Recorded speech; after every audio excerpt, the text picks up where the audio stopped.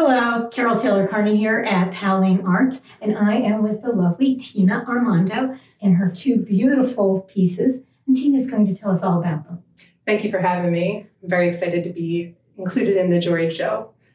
So both of these pieces are monoprints, and they were made from a combination of relief printing as well as monotype techniques. So for those who are a little less familiar with the printmaking world, relief printmaking usually includes an artist taking a block, and the block is usually linoleum or plywood, and then creating their composition, sketching it on the block, and then using very sharp tools to carve out some negative space. Once that's done, then rolling a thin layer of ink on top and pressing it onto fancy art paper. So I did this with both of these pieces, but the thing that really makes them unique and something that can't be replicated, even though there is an existing block still, are the monotype pieces that are around them that create this more abstract environment. Yes.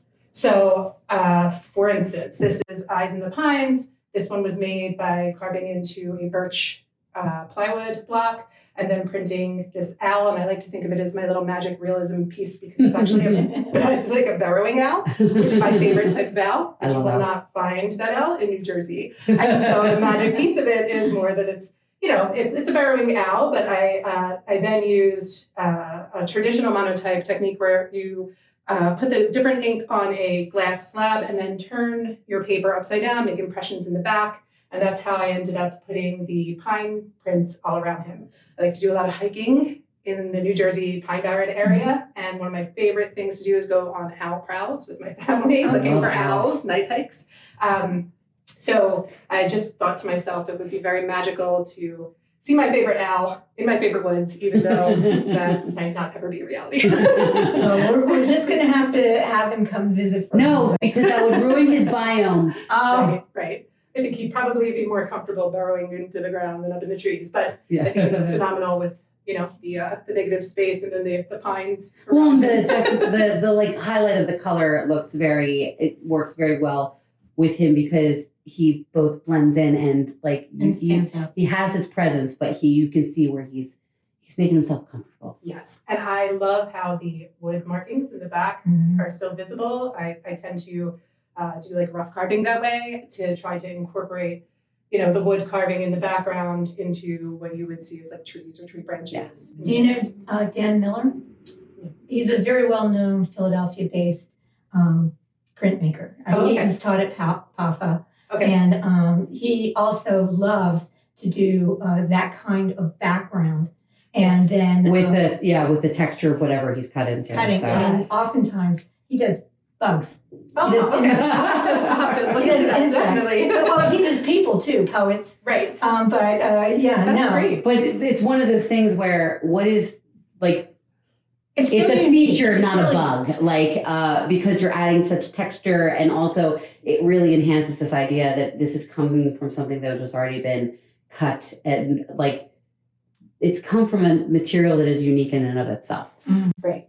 Well, on top of that, the way that you do it, this is in creature in nature. You've given us the green to indicate where this creature might be, and the forms around him them are so natural, and that it looks like an enclosure rather than background. Yeah. Yes. So part of what I aim to do with this is to add variety. So a lot of what I do with prints tends to be these clean cut lines, but then I like to use the monotype techniques to kind of add variety to the piece while still kind of maintaining the unity of the composition. So for this piece, The Visitor, I used a softer linoleum block. And so you don't see a lot of the wood in the background because it was a softer material. You can get, a different kind of cut, but I wanted to still add in, this one was inspired by, there was a point in time when I was seeing a lot of foxes out, while I was hiking. I was like, what is with all the foxes around here? And then one day I looked out the window when I woke up in the morning, I actually saw one run through my backyard. I was like, okay, I have to carve a fox. They're trying to send, the universe is sending you a message. I need to put it out there. And so the one thing that I really kind of admired about, and wasn't all about the fox, was that one moment they could be seen, kind of show themselves to you, and then the next camouflage like in a snap and disappear into the environment around it. Yeah. And so I wasn't interested in capturing the way that you might think you'd see a fox, right? I kind of wanted to get the overlapping layers that really showed that the fox can stand out, but also that it was almost like part of the environment and can blend in just as quickly. Yeah. And so when I did the monotype techniques for this one, I used a gel plate, which yeah, it's like a synthetic gelatin, and it picks up texture really well. So I used a gel plate, and I also did some painting with the brayer, with a roller. Oh yeah.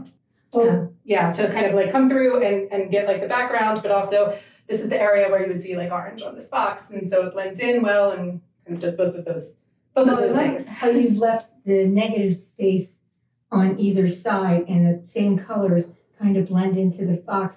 So we get this idea of him being magical in the way that he can disappear into this space. Well, and also the way that you've kept it rather bare in the top left corner and grounded in the bottom allows you to feel like he could move through space in order to camouflage himself. Yes, and at the same time, keeping in mind like the balance of the composition, like you will see like this half balancing out with this half.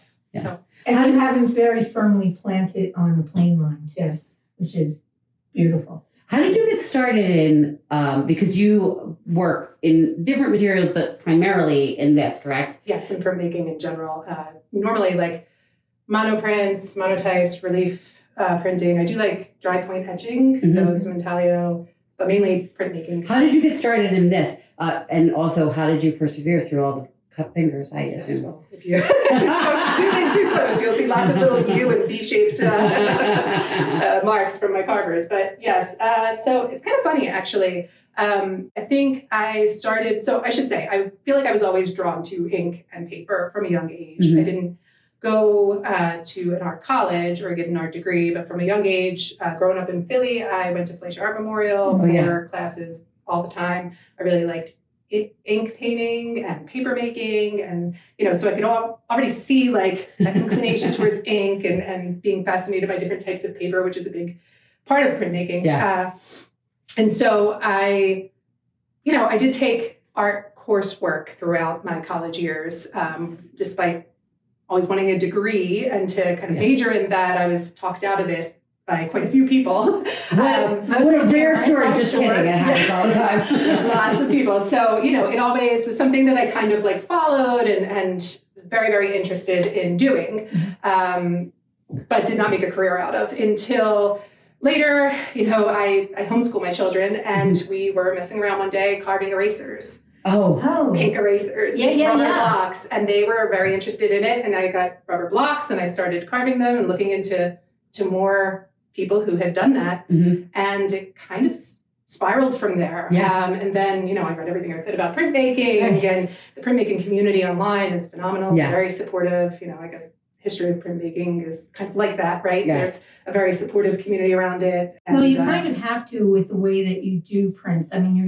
you either have a choice of doing yourself rubbing and braying, and sometimes you can have somebody else who's helping you hold things still as you line up or register the print. And that if you're using a mechanical print, you oftentimes need more than one person, one feeding in, the other turning the print. Yes, or like another foot or toe, in my case, an attitude.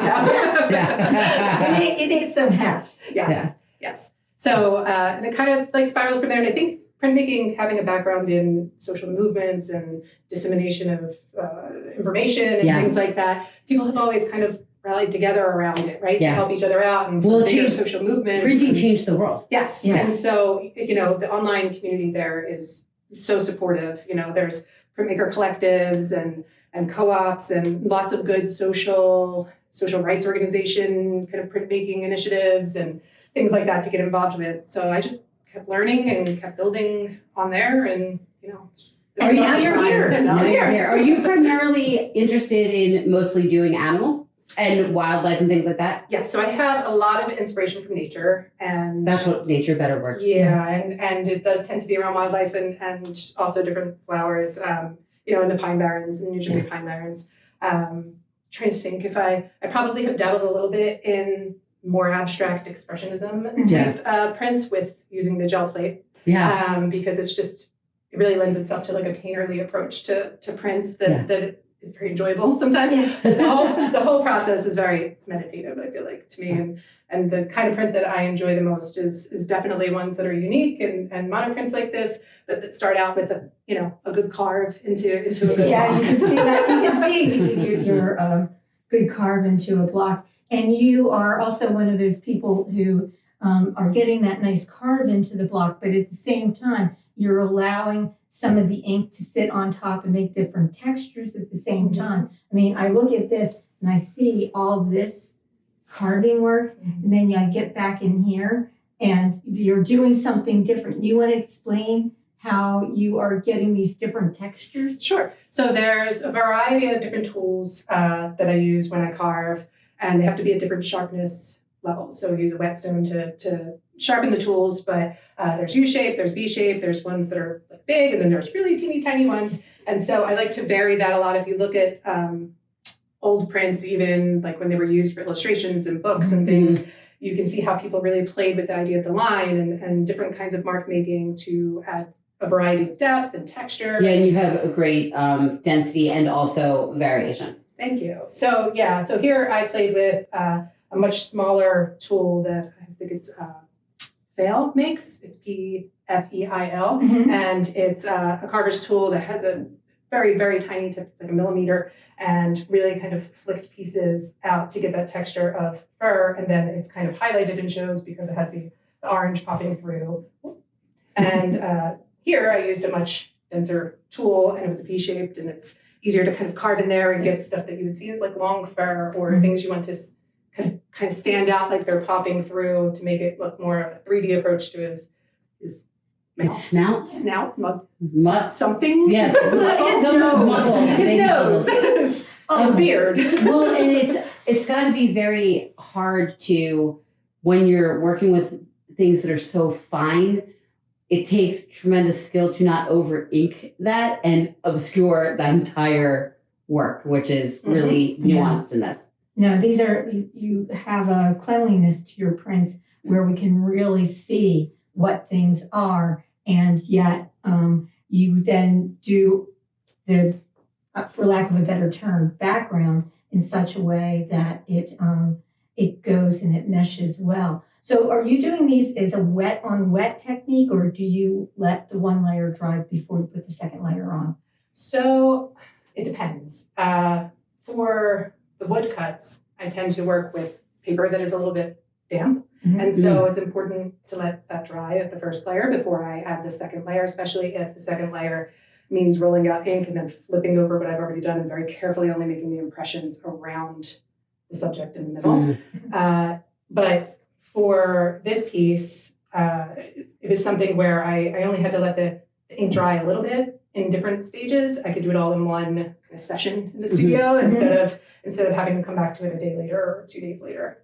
Do you have a preference for linoleum versus wood? I was wondering that too. Oh, I love them all. Every kind of printmaking that I've done, I feel like I just fall in love with. But well, do you find that one fits more for one kind of subject and not one for another? So the finer lines, the sharper lines, when you ink them, they will show up easier if you use the wood, the plywood, because it's just a harder material. You can get, it's a more decisive edge. Yeah, it gives you more of a fuzzy kind of edge that looks like when you like etch acrylic plates or something, where it gives you that kind of, I think of cotton, but like a cottony kind of like soft edge. Yeah, like a fuzzy edge, right? So they're both used, I guess, in different ways, depending on if you're trying to get feathers or fur or whatever you're focused on at the moment. So I would imagine that the linoleum is easier to carve. Yeah, well, I think the tools carve, it's gentler to carve, right? I think that I enjoy the smell of the plywood a lot better, I'll tell you that. I can see that. Of the linen seed oil that's in linoleum. Well, I was also thinking that sometimes with the wood fights you, where the linoleum is a little bit, more forgiving. It goes with the flow a little more. The wood, I think you have to really know the piece of wood and work with the plywood to be able to work the notches and the grain of the wood into your composition. So I guess it's a harder carve. I would say that it's a maybe more of a straightforward print because after you do the carving and you're printing and things, like I said, it gets that kind of fine line and the more direct print, especially if you're working with damper paper. No, and I love how both of these look directly at me.